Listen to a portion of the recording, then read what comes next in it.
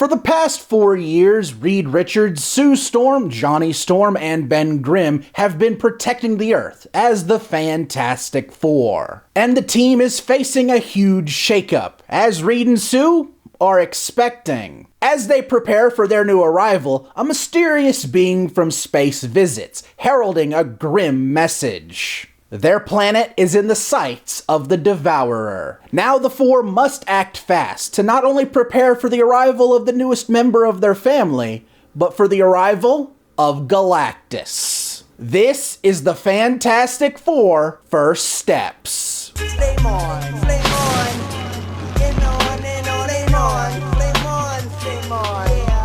Yeah. The Fantastic Four First Steps is the latest film from Marvel Studios. I say Marvel Studios specifically because this film does not take place in the MCU we've come to know so well, but rather it takes place in its own little corner of the multiverse, much like Deadpool and Wolverine last year. And you know, it would not be a stretch to say people doubted the Fantastic Four when it came to movie endeavors. Things were looking grim for a long time, and between the film they made in the 90s and never released, to the two films in the mid-2000s, to the dreadful film from 2015, yeah, it's safe to say the Fantastic Four were borderline cursed. Or maybe, just maybe, they were films made by the studio whose only intention was to keep the characters. Enter Marvel Studios, the studio known for loving each character.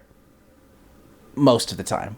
More times than not, they get people who understand and even love the source material. Which is why I was more than confident in Marvel Studios in their ability to tackle the Fantastic Four. And the Fantastic Four First Steps is, for lack of a better word, fantastic.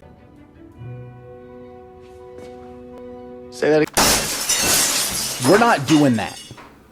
This is the film Marvel's first family has been deserving for ages. It's full of life, character, charm, a believable family dynamic. It is everything the Fantastic Four should be. It is what the people yearn for from Marvel. The fourth time truly was the charm. Now, I have something to admit. I was a bit of a John Krasinski and Emily Blunt truther when it came to the casting of Reed Richards and Sue Storm. I was since I saw A Quiet Place in 2018. I still might be if the plot welcomes it. However, if it wasn't a package deal, I was more than okay with the pivot. Even more so after seeing the film. Pedro Pascal and Vanessa Kirby are wonderful as Reed and Sue. Pascal delivering on all the confidence you'd expect from the smartest man alive, while also being way out of his depth in other areas. Vanessa Kirby is also without a doubt the best Sue Storm we have ever had, and I know the bar might be low, but man, she was a standout in the film. You can tell in multiple ways that the same guy that directed this also directed WandaVision, because Wanda's motherly instinct is noticeable in Sue Storm. Joseph Quinn is also top-notch as Johnny Storm. It is almost night and day from the 2005 version. Yeah, sure, shit-talking Chris Evans can be fun, but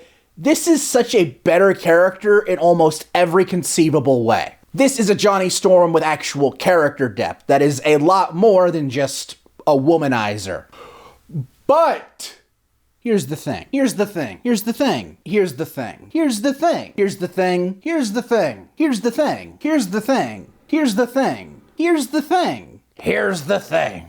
Here's the thing. Here's the thing. Here's the thing. Here's the thing. You don't know how long I've waited to put that together, and I'm so glad I finally got to do it. If you want me to keep the bit going and throw up a picture of the thing for the rest of the videos this year, tell me, I'll do it. My absolute favorite member of the four, and it always has been, is Ben Grimm, played by Moss-Bachrach. And man, did they nail this character. Not only is the design one of the best adaptations of a Marvel character ever, the actual character is perfect. I understand how synonymous the Thing is with a deep, gravelly voice, but foregoing that makes the character much more welcoming. Which is the perfect characterization of a character who is, at his core, just a guy. And the effects bringing him to life are second to none. This is a Jack Kirby drawing or Alex Ross painting brought to life, and I loved it. He was super hesitant to say it's clobbering time, though. Imagine if all things were like that.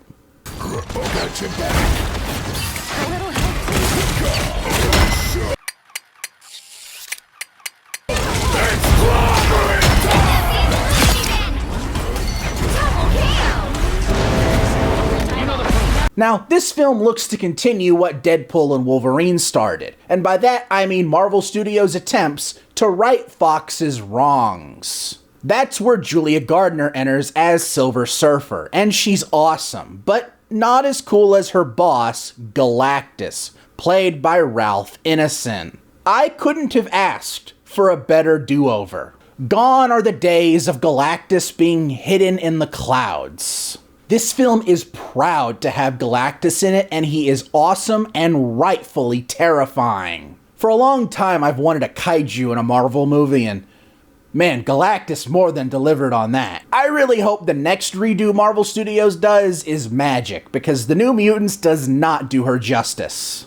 Put her in the Midnight Suns, maybe even get Anya Taylor-Joy back. That'd be awesome. Now, I'll admit, I wasn't big on the idea of this taking place in a separate universe from the pre-established MCU. It kinda made the whole cinematic universe thing feel less grand, if that makes any sense. But this is why I don't make movies. Because this was a terrific choice. The Fantastic Four in a futuristic 60s setting that is much akin to the Jetsons is perfect. Blows any generic future design out of the water. Matt Shakman's work on WandaVision only made this film better, giving us one of the most unique comic book movies on a visual level.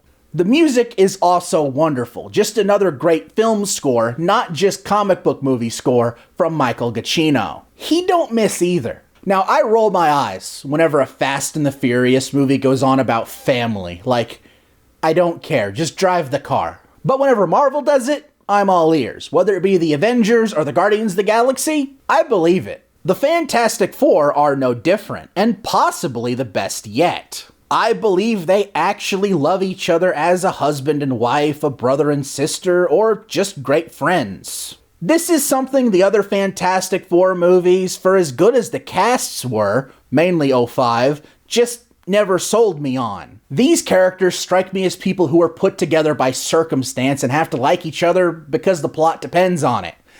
These characters feel like an actual family, and I buy it. Now, the set design of the movie is obviously top-notch, but the CGI of the film is great too. Between the Thing, Silver Surfer, Galactus, and the amazing space traversal, it's all top-notch. Maybe in future installments, avoid having Ben Grimm hold a baby. Yeah, that didn't look great.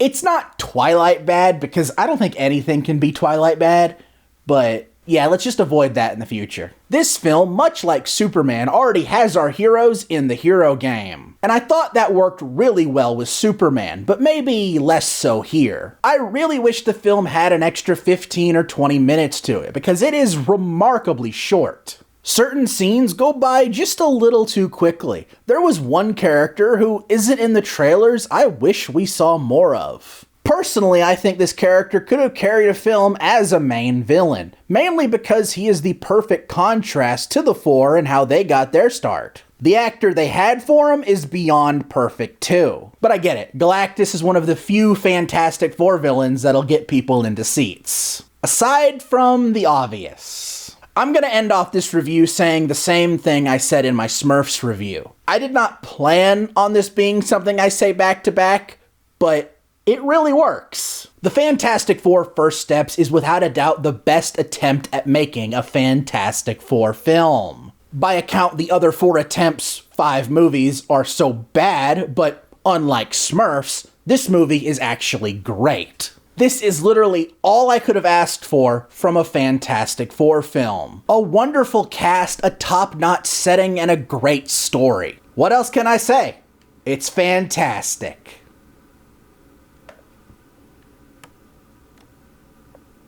Don't do it. And of course, this Marvel shill had to get the Galactus bucket. This thing is beyond practical, but I love it. I can fit my whole forearm in it. The Mr. Fantastic one is also really cool too. It goes really well with the Red Hulk one I have. I hope you all enjoyed this review, and if you did, please consider hitting that like button, and if you want to see more, hit that subscribe button and ring that bell to be notified when my next review drops. Until next time, I'm Quint Dunaway, hoping you will keep it cinematic.